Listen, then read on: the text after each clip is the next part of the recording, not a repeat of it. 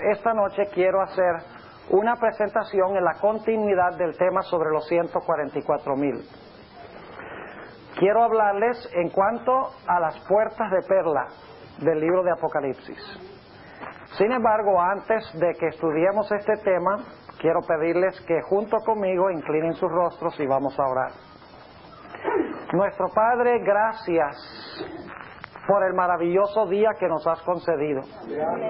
Gracias por tu protección. Gracias por la seguridad de tu presencia. Y gracias porque tú has prometido que a donde se reúnen 2 o 3 en tu nombre, tú estás allí en medio de ellos. Somos más que 2 o 3 aquí esta noche. Y por eso sabemos que tú nos bendecirás. Te pido, Señor, que nos des mentes claras y nos des corazones tiernos para escuchar tu voz y obedecer tu palabra. Te damos gracias, Señor, por escuchar nuestra oración en el nombre de Jesús. Amén. Quiero invitarles a abrir sus Biblias juntamente conmigo al libro de Apocalipsis, el capítulo 7. Apocalipsis, el capítulo 7. Y quiero empezar leyendo en el versículo 4. Y voy a leer hasta el versículo 8. Apocalipsis 7 y el versículo 4 hasta el versículo 8 dice lo siguiente. Y oí el número de los señalados. 144,000 señalados de todas las tribus de los hijos de Israel. De la tribu de Judá, 12,000 señalados. De la tribu de Rubén, 12,000 señalados. De la tribu de Gad, 12,000 señalados. De la tribu de Aser, 12,000 señalados. De la tribu de Neftalí, 12,000 señalados. De la tribu de Manasés, 12,000 señalados. De la tribu de Simeón, 12,000 señalados. De la tribu de Leví, 12,000 señalados. De la tribu de Isaacar, 12,000 señalados. De la tribu de Zabulón, 12,000 señalados. De la tribu de José, 12,000 señalados. De la tribu de Benjamín, 12,000 señalados. Tenemos aquí una lista de los hijos de Jacob. Y ustedes dicen inmediatamente, no todos los que están aquí fueron hijos de Jacob. Por ejemplo, Manasés no fue hijo de Jacob, fue hijo de José. Y no todos los hijos de Jacob están presentes en esta lista, porque falta uno del cual hablaremos Dios mediante mañana en la mañana, que es el hijo que se llama Dan. Y mañana vamos a estudiar por qué razón no aparece en la lista Dan. Pero yo quiero que ustedes noten que en Génesis 49 Jacob adoptó a Efraín y a Manasés. Así que se pueden contar Efraín y Manasés como hijos de Jacob, adoptados por él, aunque eran hijos de José. Ahora quiero que vayamos a Apocalipsis, el capítulo 21, y quiero empezar leyendo en el versículo 10. Apocalipsis, el capítulo 21 y el versículo 10. Acabamos de leer los nombres de los 12 hijos de Jacob, que constituyen el grupo que se conoce como los 144,000. 12,000 de cada una de las tribus que llevan el nombre de los hijos de Jacob.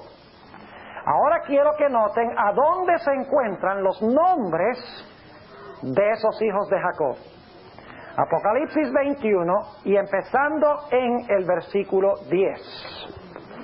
Y llevóme en espíritu a un grande y alto monte, y me mostró la grande ciudad santa de Jerusalén, que descendía del cielo de Dios, teniendo la claridad de Dios. Y su luz era semejante a una piedra preciosísima, como piedra de jaspe, resplandeciente como cristal. Y ahora viene el versículo clave. Y tenía un muro grande y alto, con 12 puertas, y en las puertas 12 ángeles, y nombres escritos que son los de las 12 tribus de los hijos de Israel.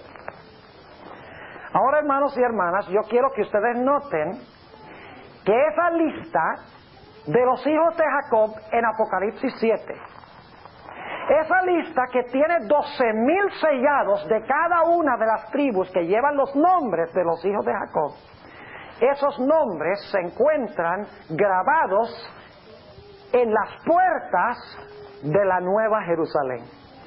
Y quiero que noten que en cada puerta se halla un ángel. ¿Y saben por qué está el ángel allí? Para dirigir a las personas a entrar por la puerta que le corresponde. Y también para chequear el ID de los que llegan a la ciudad. Y por si acaso alguno dice, ¿cómo así, pastor? Recuerden que en el huerto del Edén Dios colocó ángeles para impedir que Adán y Eva entraran al huerto. Aquí los ángeles están en las puertas para admitir a los redimidos del Señor. Ahora inmediatamente nos preguntamos, ¿quiénes eran aquellos cuyos nombres están escritos sobre las puertas de la santa ciudad Nueva Jerusalén? Recuerden que esos nombres van a estar inmortalizados por la eternidad. Es decir, esos nombres de los hijos de Jacob van a estar allí por la eternidad como un tremendo testimonio en cuanto a la gracia de Dios. Ahora yo pregunto, ¿qué clase de personas eran estos cuyos nombres se encuentran grabados en las puertas de la santa ciudad, como dice aquí, la Nueva Jerusalén? Hermanos y hermanas, cuando nosotros examinamos la historia de estos hijos de Jacob, es una historia lóbrega, una historia oscura, una historia de rebelión contra Dios. Permítame compartir con ustedes algunas de las características de estos cuyos nombres están inmortalizados en las puertas de la ciudad, de la santa ciudad de Jerusalén, por toda la eternidad. Nosotros sabemos que los hijos de Jacob eran envidiosos y estaban llenos de riña. Ustedes recuerdan que constantemente tenían envidia de su hermano José, especialmente cuando su padre le concedió ese manto de muchos colores. Se llenaron de envidia, es decir, eran envidiosos. Además de eso, la Biblia nos dice que eran unos mentirosos. Imagínense ustedes, por años ocultaron de su padre la verdad en cuanto a lo que había pasado con José. Y es más, no solamente ocultaron la verdad, sino que abiertamente le mintieron a su padre en cuanto a lo que había sucedido con José. Entre esos hijos de Jacob habían asesinos, individuos vengativos. Imagínense ustedes, por ejemplo, Simeón y Leví, dos de esos hijos cuyos nombres están en las puertas de la ciudad, inmortalizados por los siglos de la eternidad, nunca para ser quitados esos nombres de las puertas. Ustedes conocen la historia, había un príncipe de una ciudad pagana que se llamaba Siquem, y este príncipe tenía el nombre de la ciudad, Siquem, y él tuvo relaciones premaritales con Dina, la hermana de los hijos de Jacob. Ahora, ellos no les gustó nada este asunto, especialmente Simeón y Leví. Así que Siquem amaba a Dina y le dijo a los hijos de Jacob y a Jacob, nosotros queremos casarnos, Dina y yo queremos casarnos. Y Simeón y Leví tramaron, hicieron un plan y dijeron, vamos a decirles a ellos, a todos los habitantes de Siquem, que está bien que Siquem se case con Dina, nuestra hermana, con tal que todos se circunciden, porque es que para pertenecer al pueblo escogido es necesario que todos sean circuncidados. Siquem amaba tanto a Dina que habló con todos los hombres de la ciudad y dijeron, sí, cómo no, con tal de que tú tengas a tu querida Dina, nos vamos a circuncidar. Y dice la Biblia que después que se circuncidaron todos los hombres de la ciudad de Siquem, en el tercer día, cuando el dolor era más grande, usted sabe, la circuncisión es una cirugía bien dolorosa, especialmente cuando uno es adulto. Dice que Leví y Simeón fueron a Siquem y se lanzaron contra los hombres que estaban adoloridos y acabaron con esa ciudad para vengar lo que había pasado con su hermana. Tales son dos de las personas cuyos nombres están inmortalizados en las puertas de la santa ciudad. Y luego pensamos de Rubén. ¿Saben ustedes que la Biblia dice que Rubén cometió incesto con su madrastra? Se acostó con la propia madrastra de él, con la esposa de su padre. Además de eso, eran hombres rencorosos, con un espíritu rencoroso. Ustedes recuerdan, por ejemplo, cuando echaron a José en la cisterna. ¿Saben ustedes que Leví y Simeón querían matar a José, según la sierva de Dios? Querían acabarlo allí. Y Rubén y los otros hermanos dijeron, no tan rápido, echémoslo en esta cisterna. Y ahí está su hermanito José, aproximadamente 17, 18 años, llorando y clamando, no me dejen aquí, yo soy hermano de ustedes, yo no soy enemigo de ustedes, está llorando para que lo saquen. Y Simeón y Leví están diciendo, mátenlo. Imagínense, su propio hermano, un espíritu asesino, un espíritu rencoroso. Tenemos entre esos hermanos también la característica de deshonra para con su padre. Imagínense ustedes, hermanos y hermanas, pasando año tras año tras año, viendo a Jacob envejecerse por la congoja y la tristeza que siente por lo que ha pasado con su precioso hijo, José. Entre esos tenemos también un individuo que visitó una prostituta, Judá. Interesante, Jesús es el león de la tribu de Judá.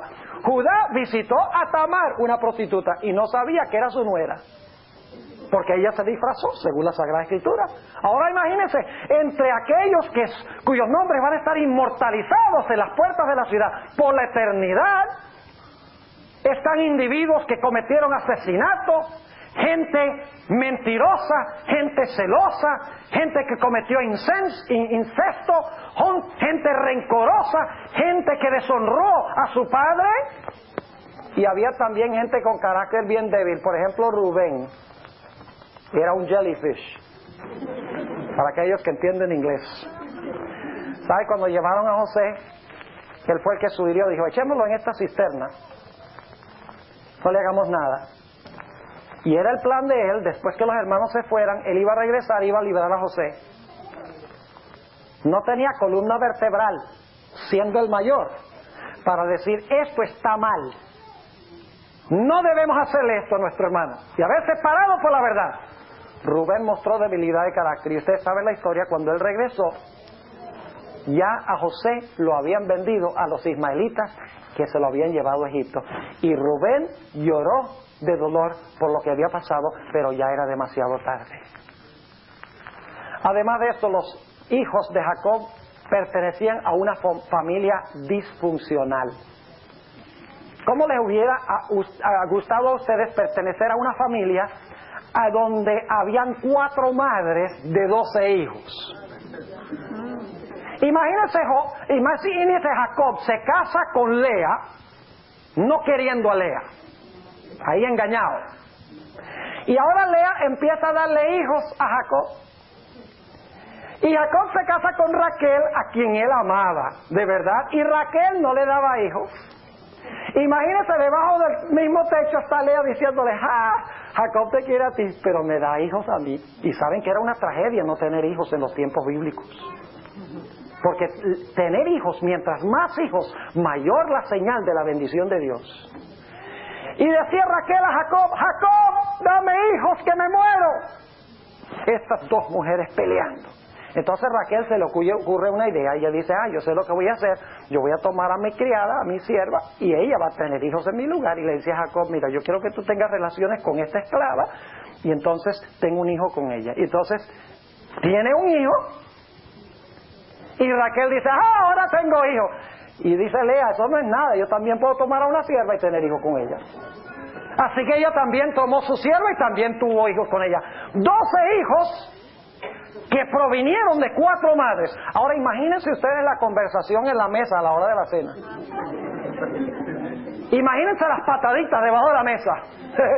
Ay, mira, mi mamá Mi papá la quiere mucho, pero la tuya tú sabes que no la quiere.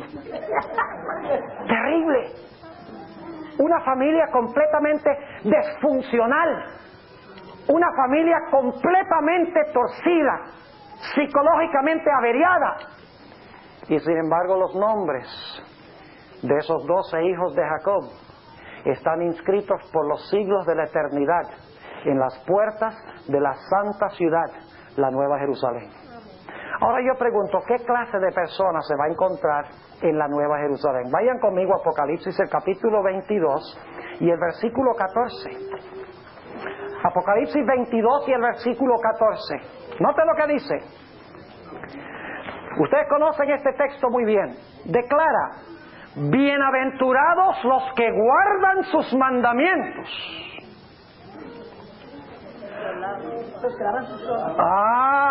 Eso vamos a venir más tarde.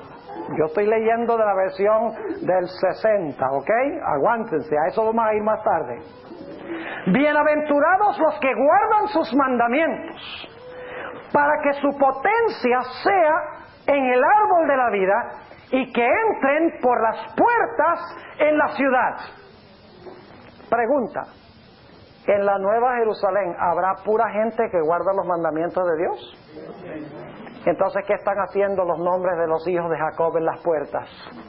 De estos asesinos, adúlteros, cometedores de incesto, vengativos, deshonrando a su padre.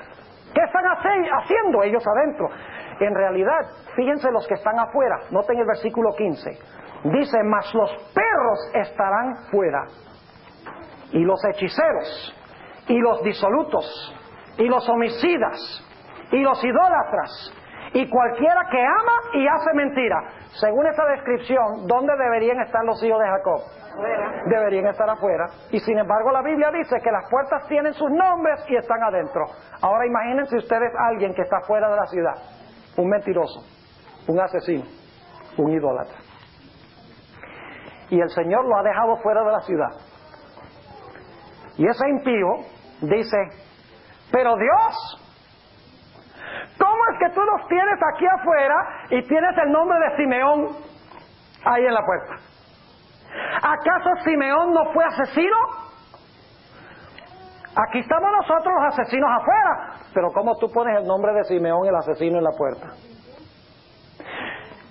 Pueden imaginarse otro impío diciendo: mira, tú nos tienes aquí afuera porque somos mentirosos.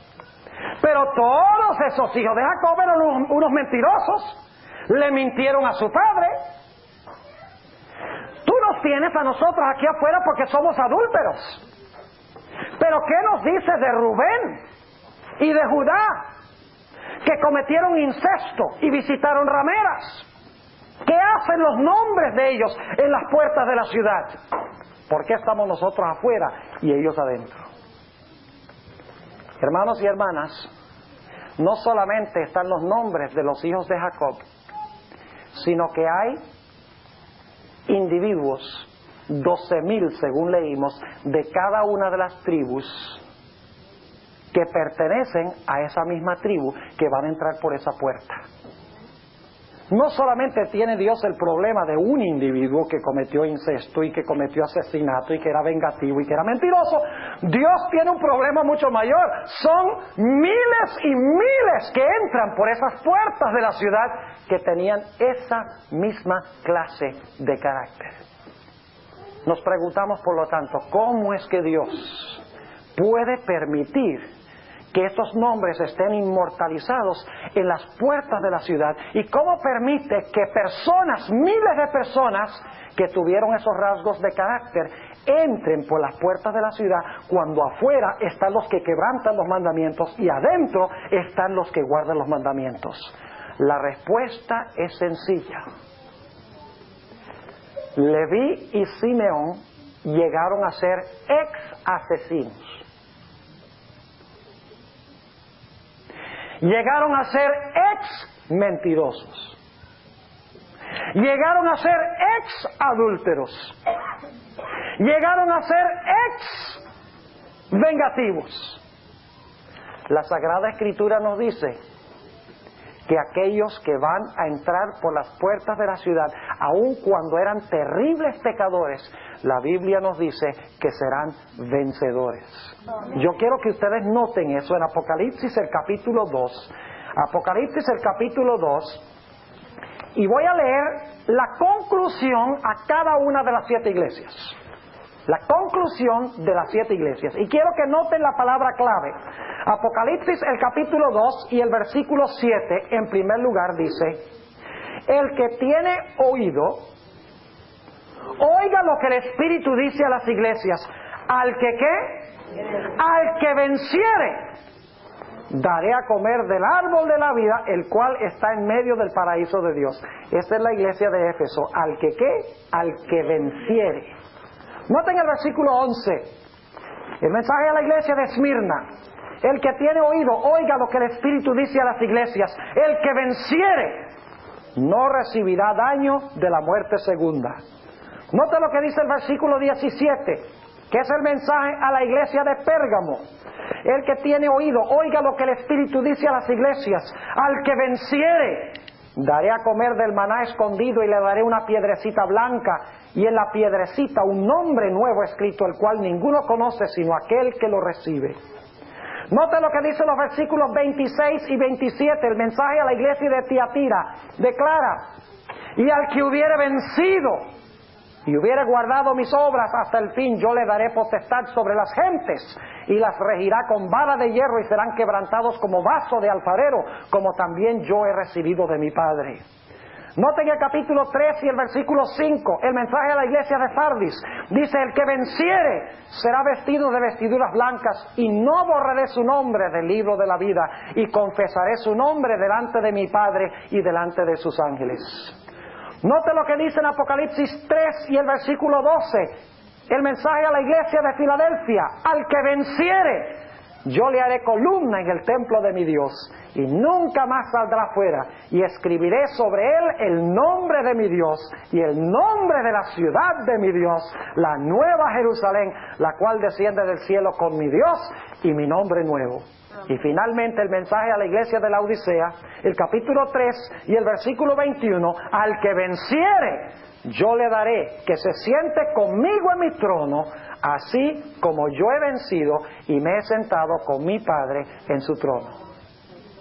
En relación con cada una de las iglesias que representan toda la historia de la iglesia cristiana, desde el comienzo, desde la era apostólica hasta el mismo fin del mundo, se dice: al que venciere, yo le daré todas estas bendiciones. ¿Y saben que todas estas bendiciones tienen que ver con la Nueva Jerusalén? Si ustedes leen con cuidado las promesas que hace Dios a los que vencen, cada promesa tiene que ver con algún aspecto de la Nueva Jerusalén. Yo pregunto entonces, a pesar de que los hijos de Jacob eran terribles pecadores, a pesar de que eran mentirosos y adúlteros e idólatras, y muchas otras características, vengativos, asesinos, yo pregunto, ¿vencieron ellos finalmente estos malos rasgos de carácter? La respuesta es que sí, y por eso Dios permite que entren por la ciudad, por las puertas de la ciudad. ¿Saben, hermanos y hermanas? No hay mayor demostración de la gracia de Dios que eso. ¿Saben ustedes que la Nueva Jerusalén estará llena de ex asesinos? Estará llena de ex mentirosos. Estará llena de ex cometedores de incesto. Estará lleno de ex deshonradores de sus padres. Estará lleno de ex pecadores que por la gracia del Señor Jesucristo han vencido. Amén. Ahora escuchen lo que les voy a decir. O les voy a preguntar, ¿de qué son las puertas? De perla. ¿Pueden ustedes imaginarse el tamaño de esa perla? Es una tremenda perla. Ahora, ¿por qué las puertas son de perla? ¿Por qué son de perla las puertas? Porque las perlas son muy valiosas. Son muy preciosas y valiosas. ¿Cómo se forma una perla? Se forma cuando le cae el cuerpo extraño. A la ostra le cae, por ejemplo, un granito de arena. ¿Y qué hace ese granito de arena? La molesta. Irrita Y cuando irrita, ¿qué empieza a hacer la madre perla? Empieza ¿qué? A segregar un líquido porque le causa dolor, le fastidia esto.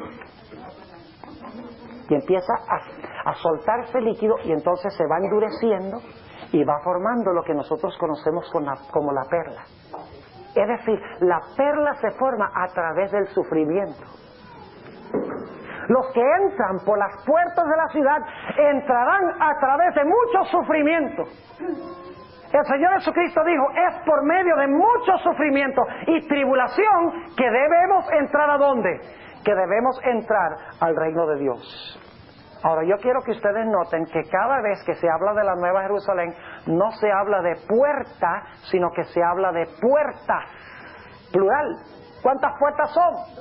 Son 12 puertas. Dice, entrarán por las puertas en la ciudad. Ahora, si son 12 puertas, la pregunta es, ¿a cuál puerta va a entrar usted?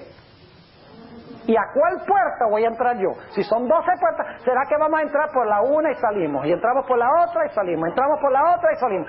¿O será que cada uno vamos a entrar por una puerta? No cabe duda de que vamos a entrar por una puerta. Ahora, ¿quién decide por cuál puerta vamos a entrar? El ángel que está en la puerta. Ahora, ¿qué determina que el ángel me introduzca a mí por esa puerta? El hecho de que yo tuve esa clase de carácter y por la gracia de Jesús gané la victoria sobre esas debilidades de carácter. Ahora, ustedes han oído que los psicólogos dicen que hay 4 diferentes clases de personalidades. Con el perdón de los psicólogos, hay 12. No hay 4, hay 12. Hay 12 personality profiles. Porque cada puerta de la ciudad representa un tipo de carácter. Ahora, no tenemos tiempo de hablar de cada uno de los hijos de Jacob. Cada uno tiene un carácter especial que es reflejado en alguna persona o en personas del mundo. Pero quiero que noten que siempre se habla es de puertas. Vamos a notar 2 otros ejemplos. Isaías 26 y el versículo 1 y 2. Isaías el capítulo 26 y el versículo 1 y el versículo 2. Noten nuevamente cómo se habla de puertas en plural. O sea, son 12 puertas y vamos a entrar por una de las puertas dependiendo de qué clase de carácter tengamos nosotros. Dice en el capítulo 26 de Isaías, el versículo 1, en aquel día cantarán este cantar en tierra de Judá. Fuerte ciudad tenemos.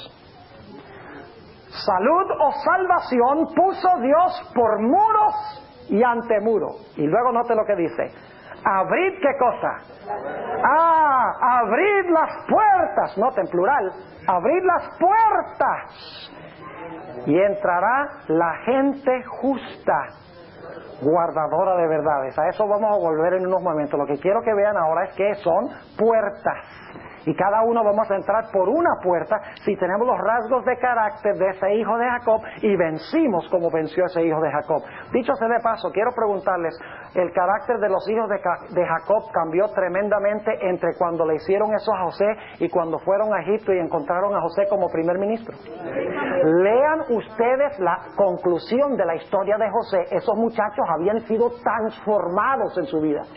Cuando le sirvieron a José 5 veces más que a los otros hermanos, si hubiera sido al principio, ¿qué hubiera pasado? Le dieron 5 veces más, ¿y nosotros qué? Es el favorito. Pero si ustedes leen ahí en Génesis, dice que aunque le sirvieron 5 veces más, se alegraron y se gozaron juntamente con José. Habían sido cambiados. La gracia de Dios los había transformado. También encontramos en la historia que cuando fue necesario que se quedara un hijo de Jacob. ¿Ustedes recuerdan la experiencia en Egipto? ¿Saben ustedes quién se ofreció? Simeón. El primero, Simeón, luego fue Judá. Interesante. El que quería matar a José, ahora dice, no, yo me quedo aquí. Y traigan ustedes a Benjamín. ¡Qué bárbaro! Extraordinario. Y luego al final Judá ofrece su vida, dice, yo voy a ser esclavo toda mi vida, con tal de que tú sueltes a Benjamín y lo dejes ir. ¡Qué bárbaro! Habían sido transformados y cambiados por la gracia de Dios. Por eso es que podían tener sus nombres sobre las puertas de la ciudad, menos Dan, del cual hablaremos, Dios mediante, mañana en la noche. Ahora yo quiero leerles una cita que encontramos en el libro Patriarcas y Profetas, páginas 238 y 39. ¿Saben ustedes que la sierva de Dios nos dice que cuando Jacob reunió a sus hijos para pronunciar la bendición sobre ellos, él estaba describiendo su carácter hasta el fin del tiempo? Permítame leerlo primero en el libro de Génesis, si ustedes van conmigo allí. Génesis 49 y el versículo 1, escuchen bien. Estamos diciendo que los 12 nombres representan 12 caracteres. El carácter de la tribu hasta el final del tiempo. ¿Recuerdan ustedes que en el libro de Génesis los nombres son muy importantes?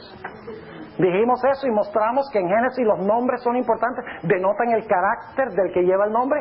Ahora noten lo que dice aquí en Génesis 49 y el versículo 1. Llamó Jacob a sus hijos y dijo: juntaos y os declararé lo que os ha de acontecer, ¿cuándo? En los postreros días. No solo ahora, sino en los últimos días con los hijos de Jacob. Y obviamente no puede ser con ellos literalmente, porque ellos estaban muertos en los postreros días. Está hablando de su posteridad, los que reflejan su carácter. Ahora noten lo que dice la sierva de Dios en Patriarcas y Profetas, páginas 238 y 39. Dice ella, hablando de cuando Jacob reunió a sus hijos: ahora, mientras sus hijos esperaban su última bendición, el espíritu de la inspiración se posó sobre él. ¿No creen ustedes que él nada más iba pensando, ¿qué le digo a este hijo? Y le salía así. No, estaba bajo la inspiración, según dice aquí. Sigue diciendo: el espíritu de la inspiración se posó sobre él y se presentó ante él en profética visión el futuro de sus descendientes. Uno después de otro mencionó los nombres de sus hijos, describió el carácter de cada uno y predijo brevemente la historia futura de sus tribus. Así que lo que hizo Jacob en Génesis fue preparar el ambiente para lo que encontramos en Apocalipsis. Estaba describiendo por qué razón los nombres de esos individuos se iban a encontrar en el futuro, en los postreros días, en las puertas de la ciudad, y estaba describiendo el carácter de esas personas. Es decir, los nombres de los 12 hijos de Jacob son un microcosmo del mundo entero, de todos los habitantes del mundo. Ahora, si usted quiere saber a cuál tribu pertenece, por cuál puerta va a entrar, claro que el ángel le va y lo va a escoltar, ¿no? Y el ángel va a decir, bueno, Pastor Bora, a usted le toca aquí entrar por esta puerta. Todavía estoy estudiando para ver cuál. Pero no es la de Dan, les puedo asegurar eso. Porque no estoy seguro, porque tengo rasgos de uno y tengo rasgos del otro, pero obviamente uno de los aspectos del carácter predomina sobre los demás. Por eso deberíamos estudiar el carácter de los hijos de Jacob y analizarnos a nosotros mismos para ver a cuál de las tribus pertenecemos nosotros. Ahora surge la pregunta: ¿cómo será la gente que entra a la santa ciudad? Ya hemos hablado un poquito sobre eso, pero hablemos un poquito más sobre ello. Nuevamente Apocalipsis 22 y el versículo 14, si ustedes van conmigo. Apocalipsis 22, 14. ¿Recuerdan que ahí hay una discrepancia en la traducción? Cuando dije, bienaventurados los que guardan sus mandamientos, algunos dicen, lavan sus vestiduras. Ahora, ¿cuál es la traducción correcta? ¿Bienaventurados los que guardan sus mandamientos o bienaventurados los que lavan sus vestiduras? Quiero decirles que nuestra Biblia que tenemos viene de manuscritos antiguos, no tenemos ningún original escrito por mano de los apóstoles. Tenemos copias de copias de copias. Y en el proceso de copiar, el texto fue cambiado de bienaventurados los que guardan sus mandamientos a bienaventurados los que lavan sus vestiduras o viceversa. Debo decirles que en el idioma griego la expresión lavan sus vestiduras, y la expresión guardan sus mandamientos es muy muy parecida. Sería muy fácil cometer un error de copiar, de copista. Indudablemente eso es lo que pasó. Ahora ustedes dicen, bueno, ¿cómo se debe traducir esto? ¿Se debe traducir guardan sus mandamientos o lavan sus vestiduras? Yo digo, ¿será posible que Dios permitió que haya esta doble posibilidad con un propósito especial? No necesitamos de este texto, Apocalipsis 22 y el versículo 14, para comprobar si debe traducirse lavan sus vestiduras o guardan sus mandamientos. ¿Saben por qué? Porque ambas expresiones se usan de los redimidos en otras partes del libro de Apocalipsis. En cuanto a la gran muchedumbre que estudiamos esta mañana, dice que ellos han lavado sus ropas y las han blanqueado en la sangre del Cordero. Eso es lo que nosotros llamaríamos justificación, perdón, cuando Dios nos quita nuestro registro y nos mira como si nunca hubiéramos pecado. Pero saben que también dice en Apocalipsis el capítulo 14 y el versículo 12, en cuanto a ese mismo grupo que lavó sus vestiduras en la sangre del Cordero, dice allí, aquí está la paciencia de los santos, aquí están los que guardan los mandamientos de Dios y la fe de Jesús. Es decir, las dos traducciones son correctas, según otros textos en Apocalipsis.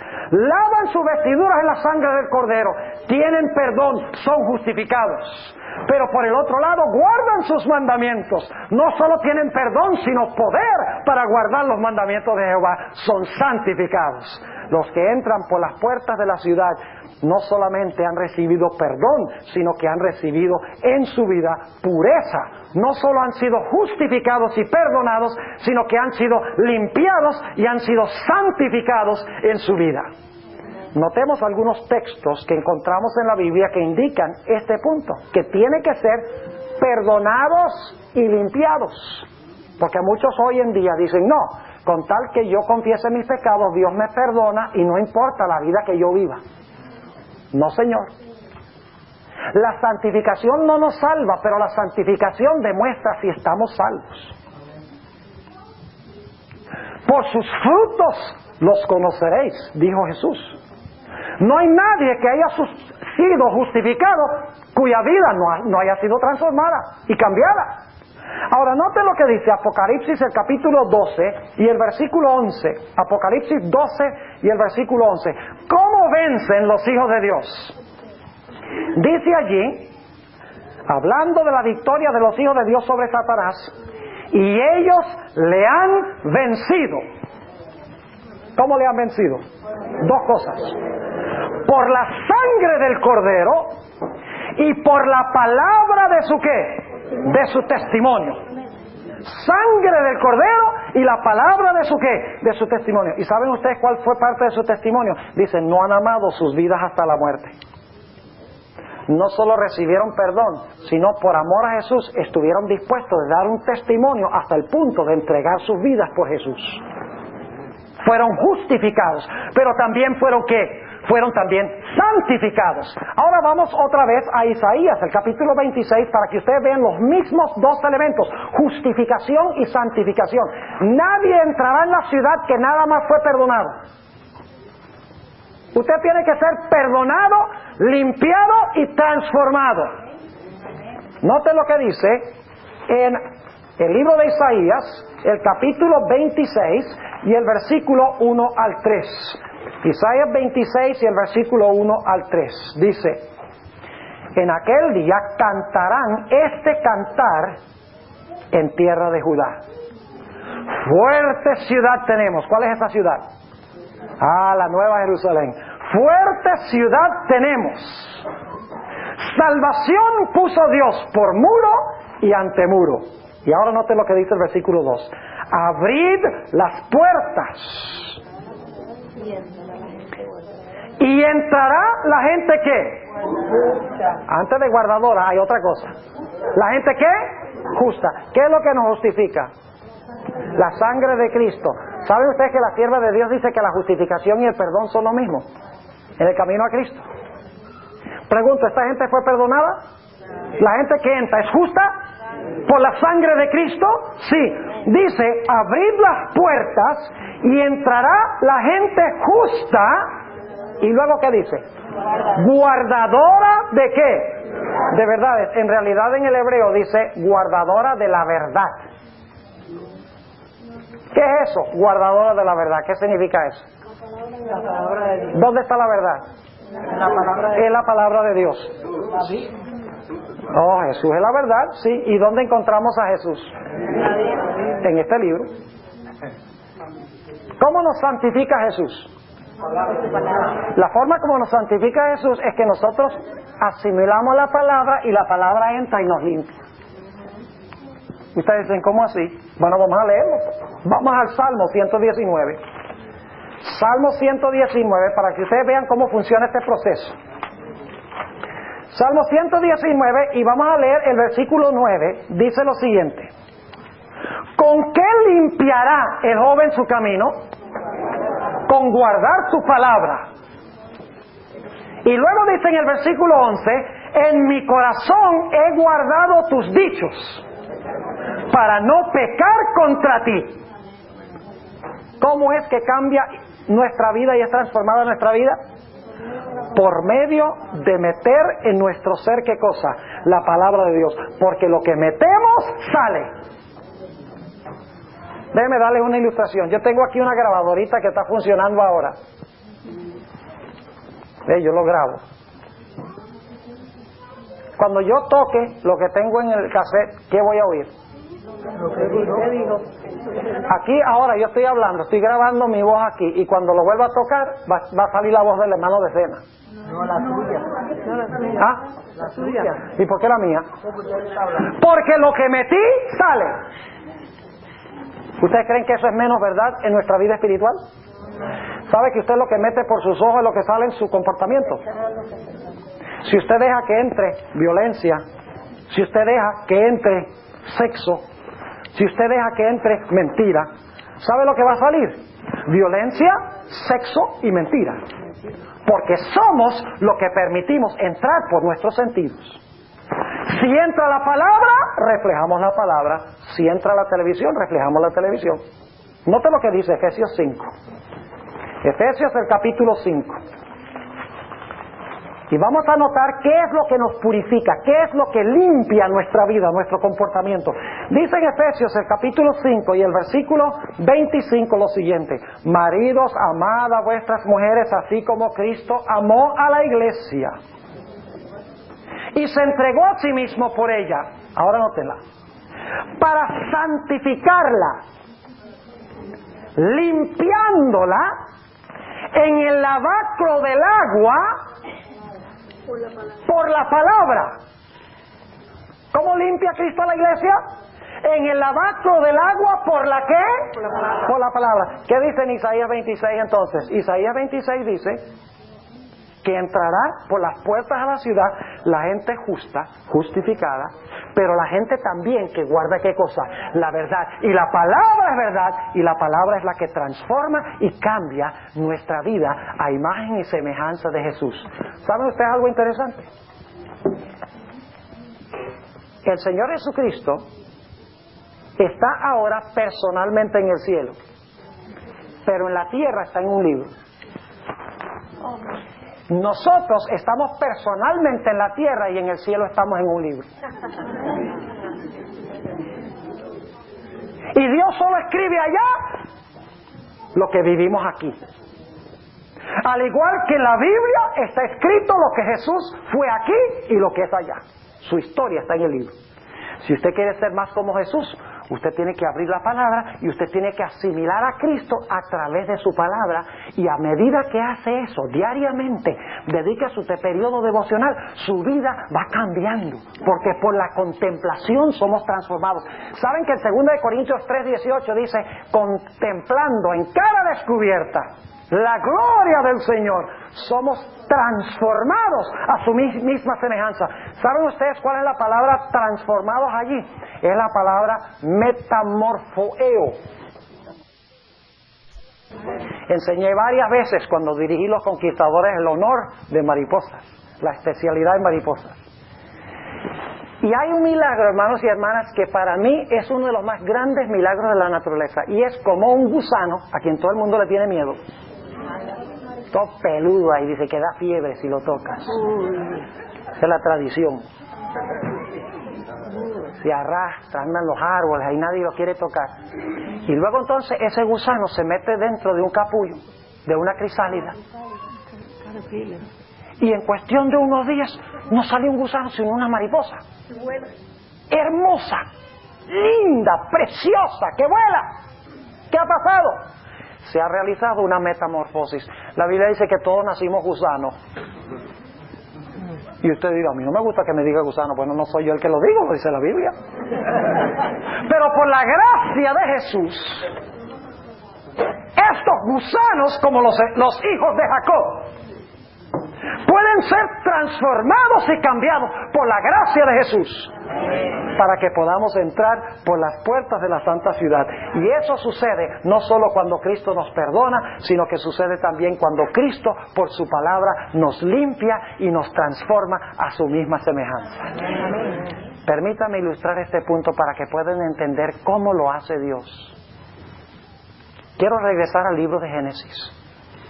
No vayan conmigo allí, nada más les voy a describir lo que quiero mencionarles ahora. Mira la ley. Pero ahora vamos a hablar de la gracia. Literalmente vamos a hablar de la gracia. Escuchen. Cuando Adán y Eva pecaron,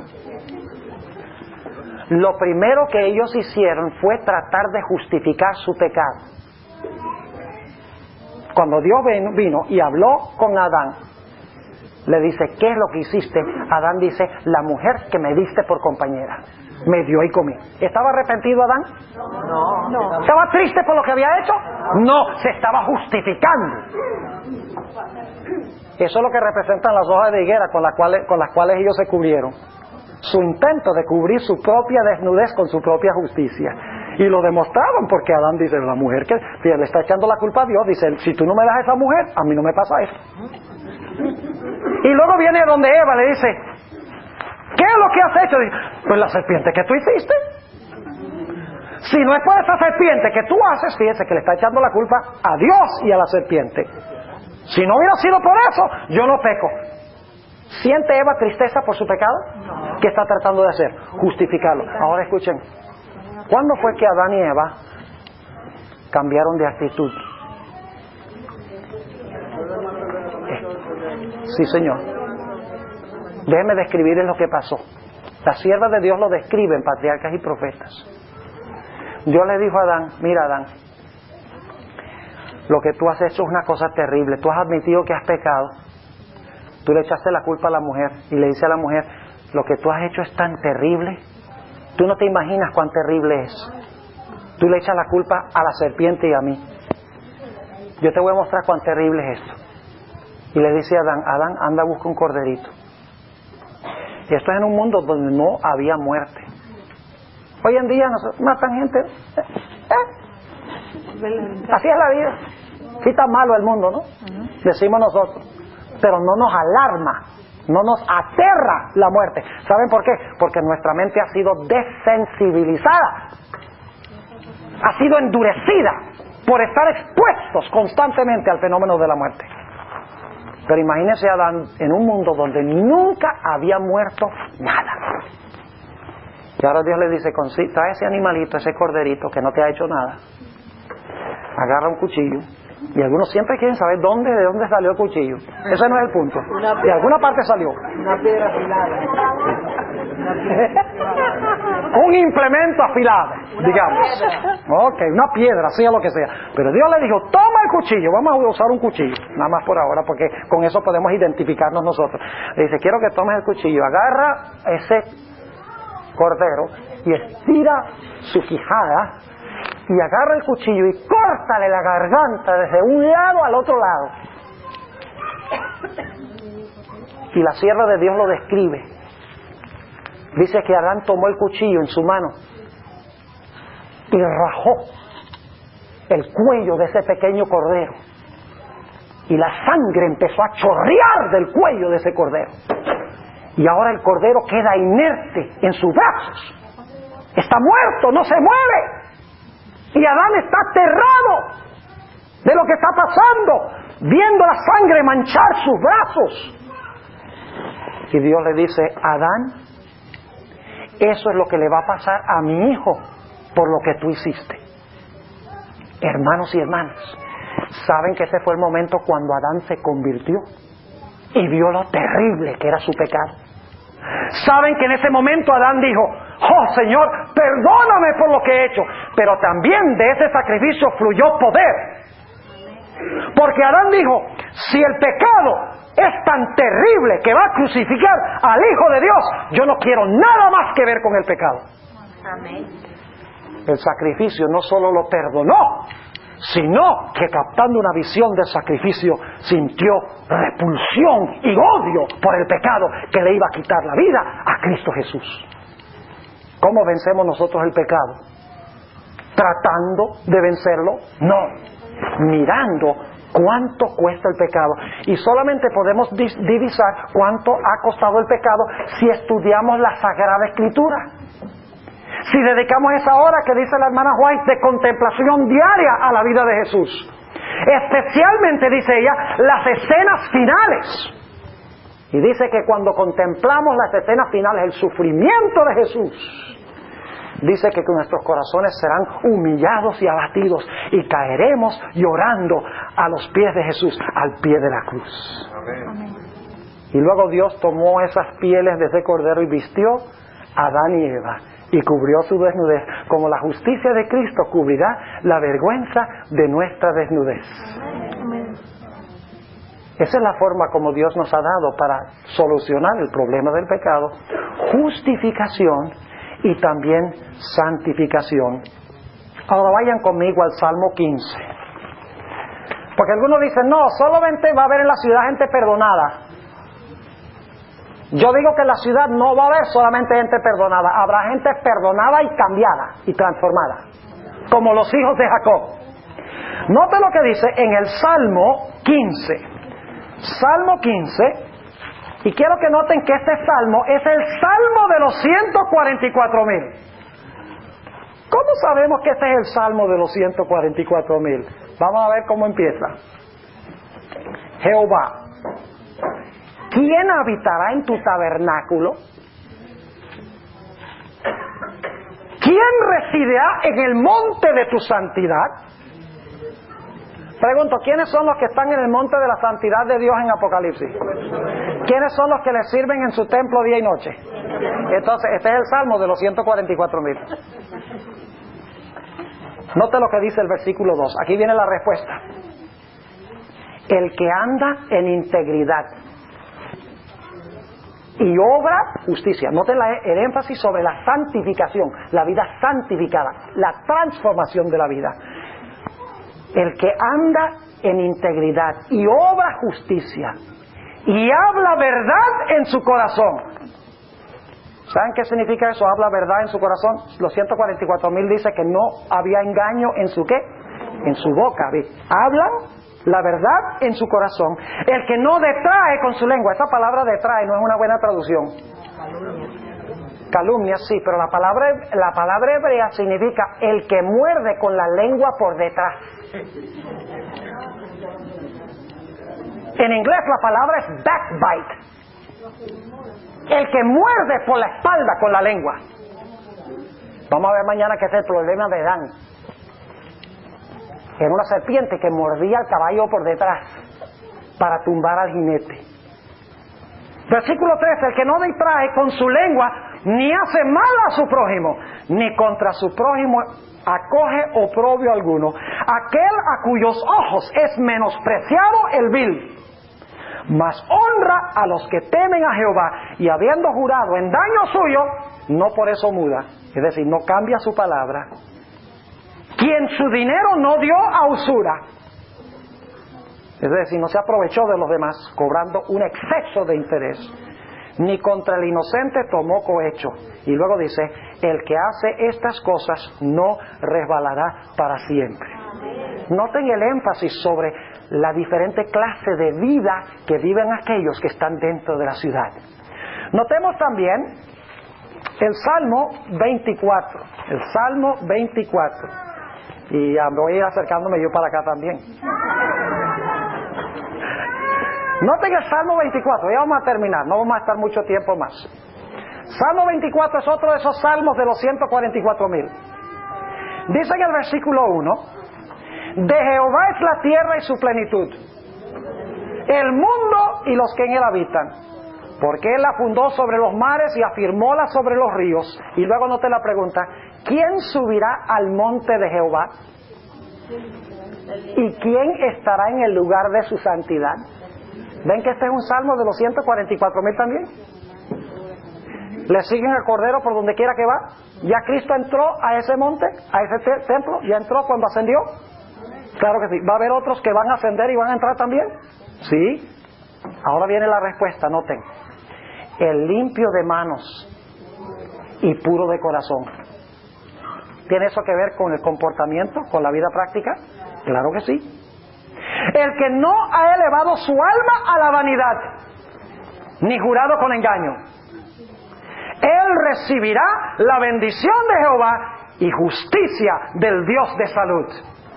Tal es la generación de los que le buscan, de los que buscan tu rostro, oh Dios de Jacob. Y luego, después de hablar del carácter de ellos, note lo que dice: alzado puertas vuestras cabezas. ¿Cuáles puertas? Las de la Nueva Jerusalén. ¿Quiénes son los que van a entrar? Ya leímos la descripción. Alzado puertas vuestras cabezas y alzaos vosotras puertas eternas, y entrará el Rey de Gloria. ¿Va a entrar solo ahí el Rey de Gloria cuando regrese al cielo? ¿Solito va a entrar? No, ¿hay otros que van a entrar por las puertas con él? Claro que sí. Alzado puertas vuestras cabezas y alzaos vosotras puertas eternas, y entrará el Rey de Gloria. ¿Quién es este Rey de Gloria? Jehová el fuerte y valiente, Jehová el poderoso en batalla. Alzad, oh puertas, vuestras cabezas, y alzaos vosotras puertas eternas, y entrará el Rey de Gloria. ¿Quién es este Rey de Gloria? Jehová de los ejércitos. Él es el Rey de la Gloria. Amén. ¿Desean ustedes entrar allí dirigidos por el Señor Jesús? Amén. Necesitamos tener no solo perdón, sino necesitamos tener un cambio de la vida por medio de la sangre del Cordero de Dios que quita el pecado del mundo, contemplando lo que cuesta el pecado. Quiero concluir con esto y no voy a leer el texto. Isaías 60 y el versículo 18 dice que los muros de la ciudad se llaman salvación, y dice que las puertas se llaman alabanza. ¿Por qué se llaman las puertas alabanza? ¿Acaso las puertas de perla cantan? No, pero los que van a entrar por las puertas van a entrar cantando. ¿Y qué es lo que van a cantar? Alabanza. Alabanza. ¿Cuál alabanza específicamente? Van a cantar el cántico de Moisés y del Cordero, el cántico de su liberación. Y dice que solo los 144,000 pueden aprender ese cántico. No es que nosotros no lo podamos cantar, no es que la gente de todos los siglos van a entender la letra, pero no lo van a poder cantar de la forma como lo cantan los 144,000, porque ese cántico es el cántico de su experiencia, una experiencia por la cual solo han pasado ellos. Yo pregunto, ¿han oído ustedes cantar alguna vez un Negro Spiritual? ¿Sabe lo que es un Negro Spiritual? Es la música que escribieron los esclavos cuando eran esclavos aquí en los Estados Unidos. Por ejemplo, Swing Low, Sweet Chariot. Y siempre son himnos de cómo Dios va a venir en su carruaje, cómo Dios va a venir para rescatarlos, para librarlos de su esclavitud. Pregunto, ¿la gente blanca puede cantar esos himnos como los negros? No. ¿Por qué? Porque no han pasado por la experiencia. Podemos repetir las palabras, pero no las podemos entender porque no son nuestra experiencia. Los 144,000 cantan su experiencia. Yo pregunto, ¿podríamos nosotros cantar el himno de Éxodo 15, que es el cántico de Moisés, cuando el pueblo de Dios pasó el Mar Rojo, los egipcios todos fueron sepultados, fueron libertados de sus enemigos? ¿Entendemos nosotros la letra? ¿Podríamos, si alguien le pusiera música a la letra, ¿podríamos cantarlo? Claro que sí. Pero yo pregunto, ¿podemos cantarlo como los israelitas en el otro lado del mar? Jamás. Porque el cántico que ellos cantaron es el canto de su experiencia. ¿Pueden ustedes imaginarse ahí a los israelitas cuando están cantando este himno? Algunos están masticando chicle. ¿Ah? ¿O creen que cantaron de verdad? ¿Cuántas veces nos pasa que estamos en la iglesia y se está cantando el himno y no estamos ni siquiera cantando? ¿Y saben qué más? Se canta el himno y a veces repetimos las palabras como un loro y no pensamos lo que estamos cantando. ¿Saben algo? Solo una persona que ha sido redimida puede cantar: comprado con sangre por Cristo, con gozo al cielo yo voy, librado por gracia infinita. Solo una persona que lo ha experimentado lo puede cantar de verdad. Los demás solo pueden repetir las palabras. Por eso se llaman las puertas alabanza. Y yo estoy haciendo ya mi cita para entrar por esas puertas alabando al Señor. Y yo espero que ustedes, a pesar de que somos terribles pecadores, tenemos defectos en nuestro carácter, que por el poder de Jesús no solamente recibamos perdón, sino que recibamos pureza y podamos entrar por las puertas dentro de esa ciudad. Mañana en la mañana, Dios mediante, estudiaremos en cuanto a la tribu que no está. El caso de la tribu ausente. ¿Por qué razón es que de las 12 tribus falta un hijo de Jacob? ¿Y por qué es que entre los apóstoles falta uno de los apóstoles? Porque el carácter de Dan y el carácter de Judas son muy parecidos. Y la iglesia remanente está llena de Danes y Judases. Así que no pierdan mañana en la mañana. Oremos. Padre, te damos gracias porque has estado con nosotros en nuestro estudio esta noche. Oh Señor, anhelamos que el Señor Jesús venga, para que podamos, dirigidos por Jesús, entrar con alabanza por las puertas de tu santa ciudad. Podamos estar dentro de los muros de salvación y seguridad. Pero sabemos, Señor, que necesitamos que tú nos perdones y que limpies nuestra vida de todo mal. Y te pedimos, Señor, que tú lo hagas. Te rogamos, Señor, que nos prepares un lugar allí, una mansión. No porque queremos la mansión, sino porque queremos a Jesús, quien construye la mansión. Aunque no hubiera mansiones, aunque tuviéramos que dormir debajo de los árboles, valdría la pena estar en la ciudad con Jesús. Amén. Pedimos ese lugar con Él. Y te damos gracias, Señor, por escucharnos y por respondernos en el nombre de Jesús. Amén. Amén.